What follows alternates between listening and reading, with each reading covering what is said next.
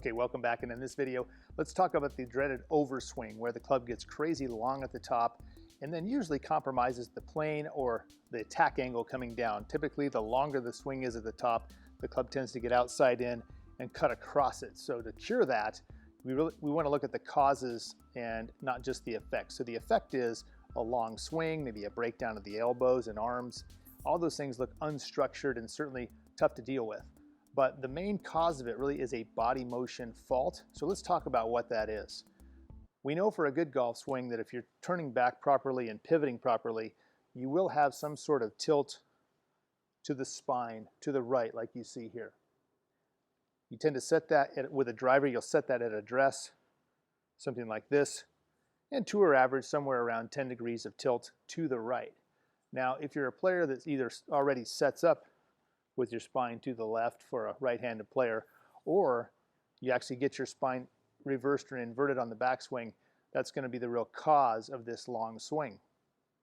So you might be a player also that slides your hips to the right and then tips over. So let's go over each one of those and show you what that looks like. Now, for a normal pivot, like we said a second ago, if you're set up here and you're turning properly, you will have some tilt to your spine this way. So your head's behind the ball, and certainly your tailbone is on this side of your neck. So it looks something like that. Now, if you start to move in such a way that you're going to sway, or you start to move your hips to the right, which is incredibly common in golf, as you sway, now your tailbone gets on this side of your head, which starts to tip you this way. Now, the more you start to tip, the longer that swing starts to get. And a super long swing, it's pretty hard to do. Now, you can certainly go something like this and just break your arms down, but that's relatively easy to see on the video and start to work on your extension.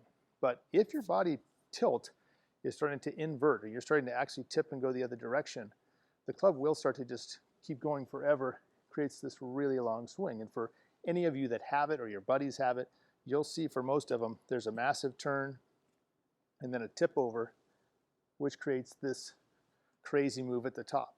So to cure that, we just want you to get a different image for how your body can work.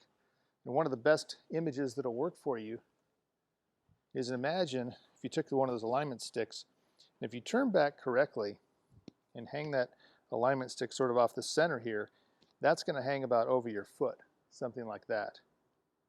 If you tip it the other direction, hang it off your center, it's going to hang more toward the other foot. And if you get into a mirror and look straight into the mirror this way, or set up a camera like we have here today, you can start to turn and allow yourself to have that tilt to the right, and make sure that something hanging off your center is hanging more over your right foot. Another way to look at it would be if you had a light shining out of your chest here.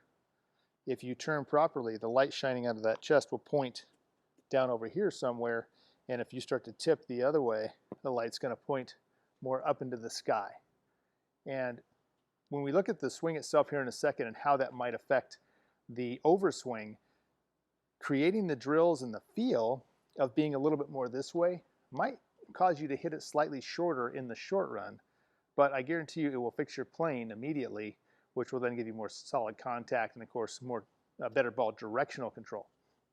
So let's grab the driver again here and let's take a look at that. From this angle, there's my spine tilt at the beginning, a little this way. As I wind it up, there's my look. So if my chest stays pointed down over here, the only way to overswing is to do this and just break my arms down. Once again, relatively easy to work on width and extension. But from here, that's incredibly hard to work on width and extension because my width is now going skyward. It's not out this direction. From the other view here, down the line, if I'm winding it upright, in my tilt, like I said, my chest is pointed down this direction, not up to the sky. That's about as far back as I can go, which, as you can tell, isn't that long of a golf swing. The only way to break it down is to really bend my arms or collapse my wrist, let go of the club with my hands, all the things we might see from someone who does have the looseness in the swing, but is it really the cause? Probably not. Certainly can be, but typically it's going to be the body motion. When you start to work on this hitting golf balls, one of the best ways to do it is to simply wind it up and feel like you're exaggerating this feeling of having your chest down. because the more my chest goes down, the shorter my swing becomes. I simply can't go back any farther if my body's down here. And I know a lot of players feel like if they go practice and they're trying to work on extension and width and some other things, that it's sort of fleeting. It's working one day, it's not working the next day. But if you have any tendency at all to start creating this tipping movement, then all this good work you're doing is really getting thrown out the window.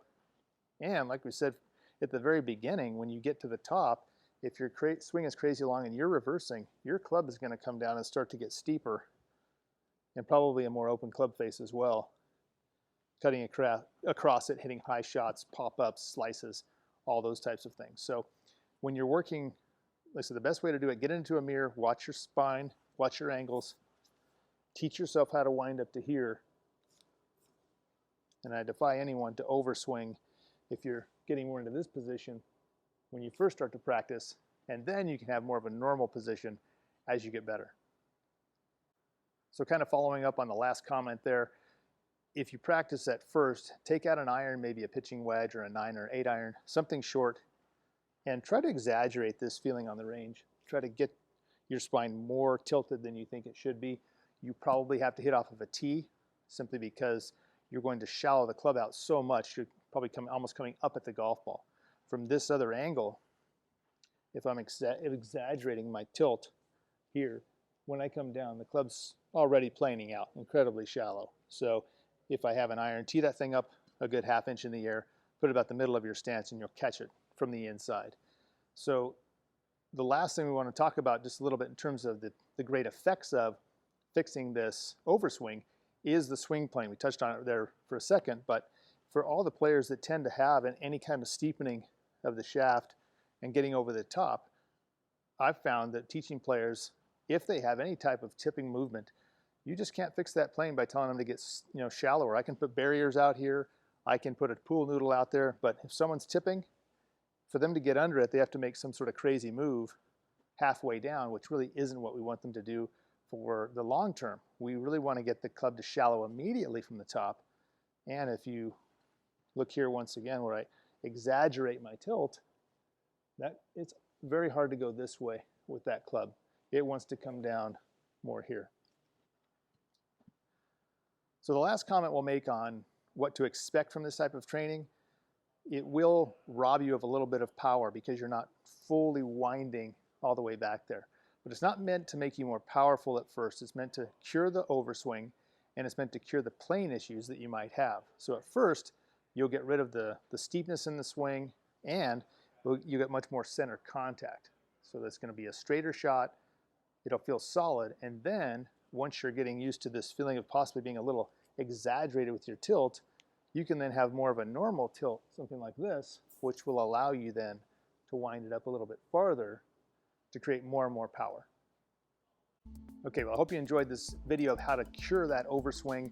Really that one cause, the body motion issue, the fault, that can, if you fix it, you'll fix the rest of it very easily. If you don't, if you're tipping, you will be battling that forever.